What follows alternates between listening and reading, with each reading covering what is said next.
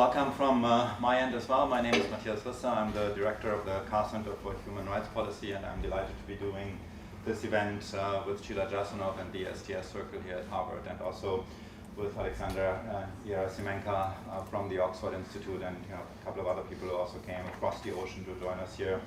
And yes, I completely agree with Sheila. It is just lovely to see a room full of people coming for a conference where we exchange ideas, and we are obviously not fully out of the woods as far as our COVID friend is concerned, but we also can't keep delaying all the other important things that we are in the business of doing indefinitely. So I'm delighted to see you all here.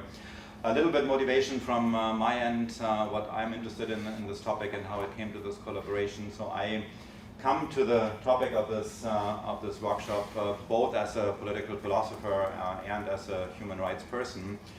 So as I think about the landscape here, as a philosopher, I see questions around the value of truth. The value of truth, that's become a bit of a research guidance question for me in recent times, and questions about the value of truth in turn fall into at least three sub-questions. There's one question that I think is quite important to ask in a time when it's becoming clear that the truth just doesn't matter terribly much to people in their daily lives. So what actually is the significance, or what should the significance of truth be in people's lives? That's one question that has exercised me greatly.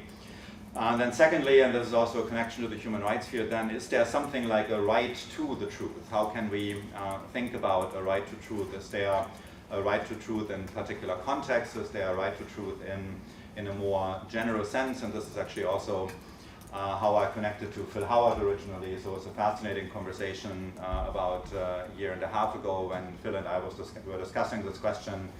And he felt much more strongly than I did that in fact there was a right to the truth in a somewhat generic sense, and I started to adopt that as a research question. So that's the second aspect of this question, of this general heading, the value of truth. Is there a right to truth? That has preoccupied me recently.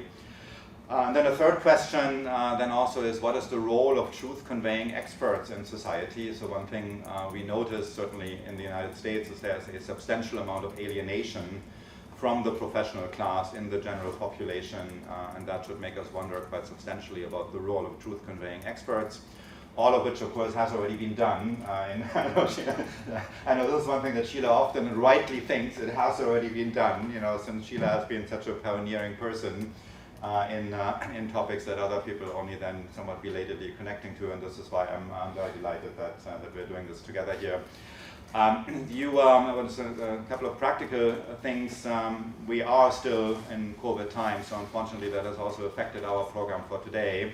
Phil Howard himself unfortunately can't be here for reasons connected to that, so he has been involved in all the planning and deserves all the gratitude for what will come of this event, but unfortunately he won't be with us. Chris Robichaud also had to cancel for the same kind of reason. We have a replacement for that panel, so the panel is intact. The original scheduled event with Shoshana Zuboff at the end of the day unfortunately also can't happen for similar reasons, so the day will actually end at 4:30. Everything else will be intact, and so we still are going to have a long day. We don't have a very long day, but a long day. And I will give a talk in a few minutes, but before getting to that point, let me turn over to Alexander at the stage.